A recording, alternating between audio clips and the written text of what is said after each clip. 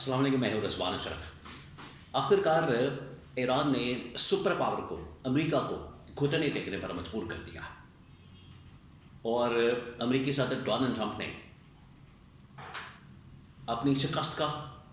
اور ایران کی فتح کا اعلان کر دیا، اور ساتھ ہی ساتھ اس نے پاکستان کی فتح کا بھی اعلان کر دیا۔ امریکی صدر کی جانب سے باقاعدہ طور پر ٹویٹ کر کے، بلکہ کافی ٹویٹس ان کی جانب سے کیے گئے، جس کے اندر انہوں نے ابر ہرمز کھلنے کا بھی اعلان کیا،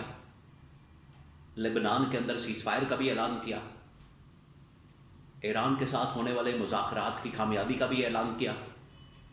اور پاکستان کے فیلڈ مارشل کا بھی شکریہ ادا کیا۔ اب یہ جو ساری صورتحال پیدا ہوئی ہے، جس کے اندر امریکی صدر ڈونلڈ ٹرمپ آخرکار گھٹنے ٹیکنے پر مجبور ہوا، سرنڈر کر دیا اس نے مکمل ایران کے سامنے۔ ایران نے کس طریقے سے امریکہ سمیت پوری دنیا کو، اس کی اکانومی کو بالکل جام کر دیا، اور آج امریکہ سمیت اسرائیل بھی اور اس کے جتنے بھی اتحادی ہیں جو تھوڑے بہت بچے ہیں، ویسے تو سارے کے سارے اتحادی بھاگ گئے، فارغ ہو گئے، ان کو پتا تھا کہ امریکہ کے ساتھ کھڑے ہونا یہ ہمارے لیے موت کا باعث بنے گا،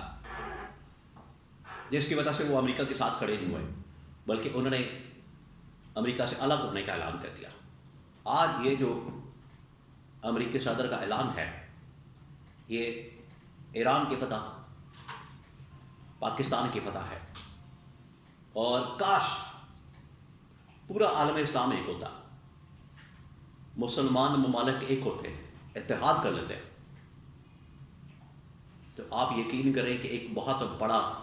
عمران خان کے ویژن کے مطابق ایک عالم اسلام کا اتحاد پلیٹ فارم قائم ہو جاتا۔ یہ جو امریکہ نے، اسرائیل نے مسلمان ممالک کو ایران کے ساتھ لڑوانے کی کوشش کی، وہ ناکام ہو گئی۔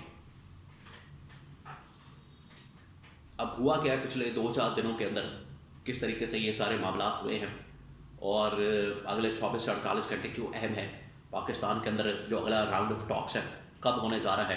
ابر ہرمز کھولنے کا اعلان کر دیا گیا ہے، لبنان کے اندر سیز فائر ہو گیا ہے، تمام تر چیزوں کی بڑی اہم ترین معلومات میرے پاس موجود ہے، ایک ایک کر کے میں آپ کے ساتھ شیئر کرتا ہوں۔ دیکھیں، کافی دنوں سے ایک میں بات آپ کو کر رہا ہوں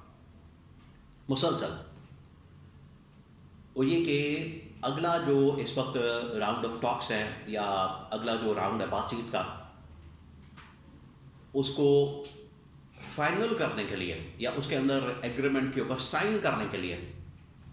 یہ امریکہ کے لیے بڑا ضروری ہو گیا۔ امریکہ جس طریقے سے اس میں پھنس گیا، امریکہ جس طریقے سے اس میں ٹریپ ہو گیا، امریکہ جس طریقے سے اس کے اندر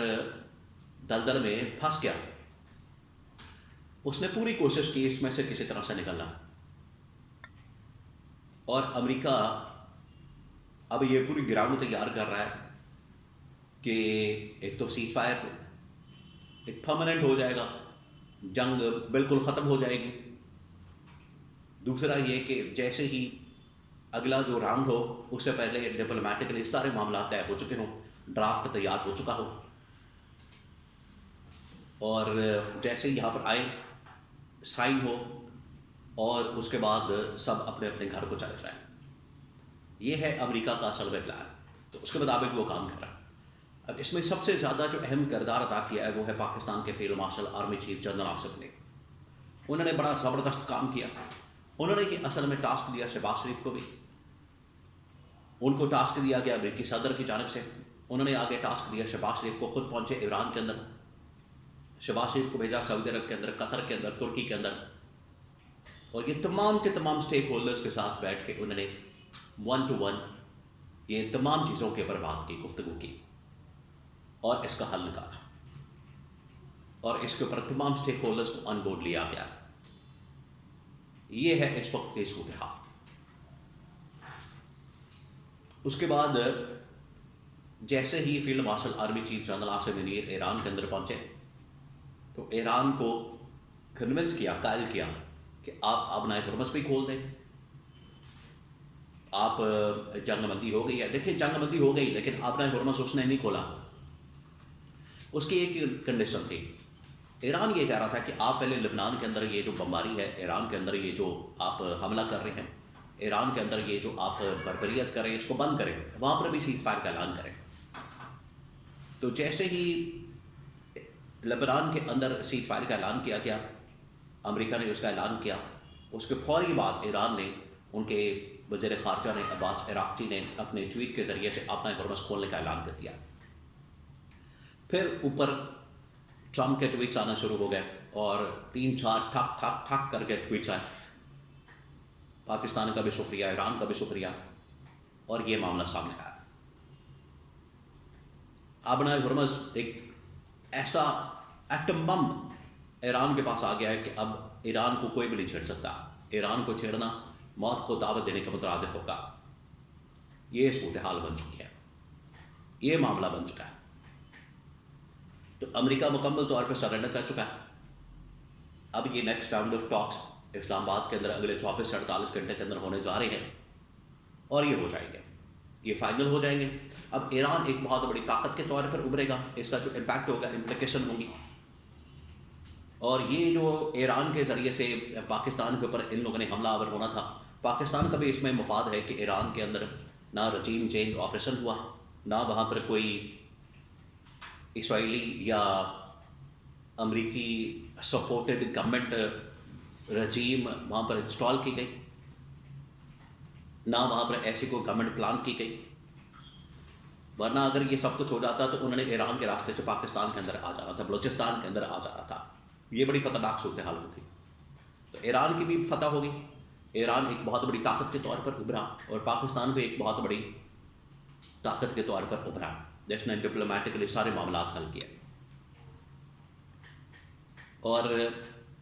اس میں امریکہ کو شکست ہوئی ہے،